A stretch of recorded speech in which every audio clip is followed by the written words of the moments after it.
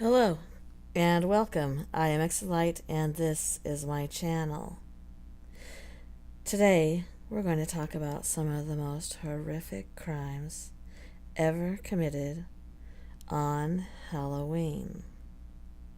So, turn out your lights, snuggle on up, and let's get into this.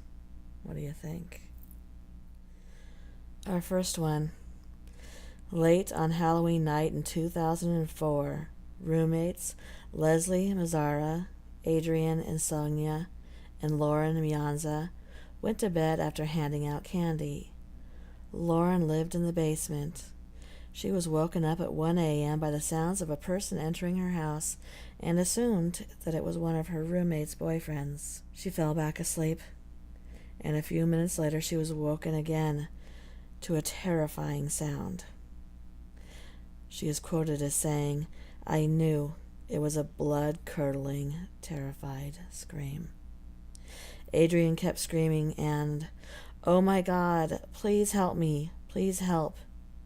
In total darkness, Lauren opened her door and took one step out, but then she was overcome with fear. She stood frozen, listening, until the intruder came bounding down the stairs.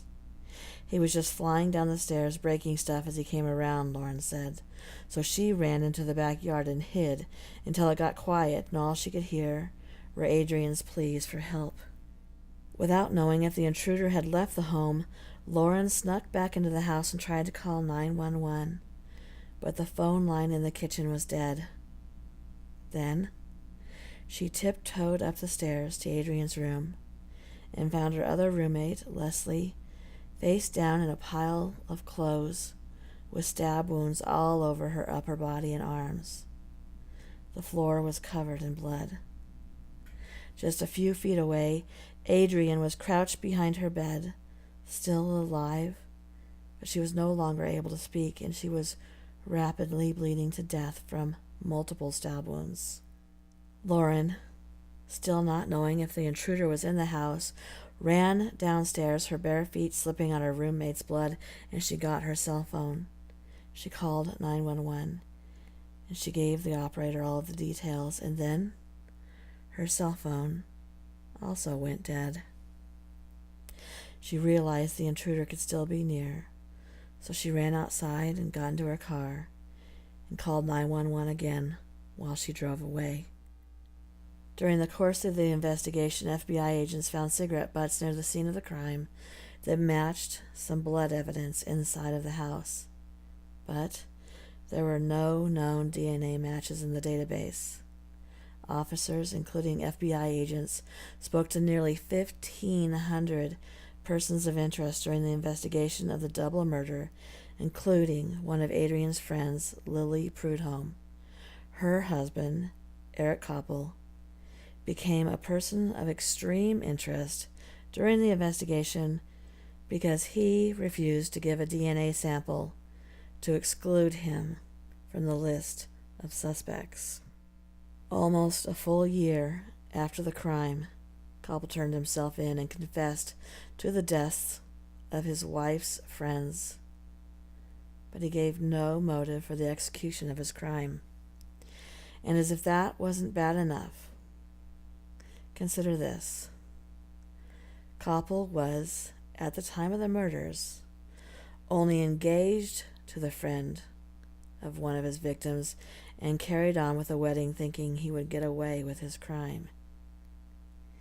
Adrian's mother, who attended Koppel's wedding, had this to say: "You are the man who is so cruel as to invite me, the mother of the woman you murdered, to stand up for you at your wedding, to read scripture to you of love and death, and to bless your union. Throughout that weekend you brought me into the heart of your family, knowing all the while that it was you who destroyed mine." Next, Ronald O'Brien gave his 8-year-old son Timothy one last piece of candy before trick-or-treating ended for the night. Almost immediately after eating the pixie sticks, Timothy started convulsing and died less than an hour later. The death sent the O'Brien's small Texas town into a panic, and the police determined that the pixie stick that Timothy ate was laced with cyanide. At first, people thought it must be a stranger who had poisoned Timothy, but when Ronald's story kept changing, police began investigating him. And, as it turned out, they found that he was $100,000 in debt at the time, and that he had taken out a massive life insurance policy on his children. Police discovered that O'Brien had also given poisoned candy to his daughter and 3 other children in an attempt to cover up his crime, but none of his other children had eaten them. Ronald O'Brien, who was later nicknamed the Candy Man, the man who killed Halloween, was found guilty of murder and sentenced to death and executed in 1984. Our third one, Chris Jenkins. He was a 21-year-old student at the University of Minnesota. He left a cake party with some friends and headed to the Lone Tree Bar and Grill in downtown Minneapolis to celebrate Halloween in 2002. The group got to the bar around 10:30 p.m.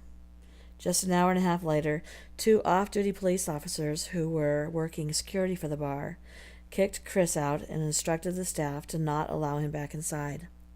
So, Chris was outside alone in 20-degree weather, wearing only his Native American costume. Police claimed that a man incarcerated in their jail told them that he was present when Chris was murdered. Then he was thrown off the bridge into the river. While the story was credible, there has never been enough evidence to file charges. However, one possible theory is that Chris Jenkins could have been one of the victims in the mysterious and unsolved Smiley Face murders. These bizarre killings involved at least 40 male college students in the United States who all died of drowning. In some of these cases, unexplained smiley face graffiti was found around the body of water where the victims were murdered. While no smiley face graffiti was ever found in connection to Chris Jenkins' death, the scenario does have a number of similarities to these killings, and so it remains unsolved. Next, sometime in the early hours of Halloween in 1981, a Manhattan couple, Ronald Sisman and Elizabeth Platzman, were murdered in their Chelsea apartment. The young couple was severely beaten before being shot in the head execution style, while the apartment was completely ransacked. The police initially believed that Mr. Sisman may have known his murderer, since there was no sign of forcible entry into the apartment, and that perhaps drug money may have been the motive. But then, this case took a turn for the bizarre. A prison informant claimed that one of his fellow inmates had predicted the crime weeks before it actually happened. Who was that inmate? Well, that inmate turned out to be the son of Sam killer, David Berkowitz. Berkowitz had long been rumored to be involved with satanic cults that helped him with some of his murders. According to the informant, Berkowitz had told him that his cult was planning to enter a residence near Greenwich Village on Halloween to carry out a ritual murder. When questioned, Berkowitz claimed that Sisman had footage of one of the Son of Sam shootings and was planning to hand it over to the authorities in exchange for dropping some drug charges.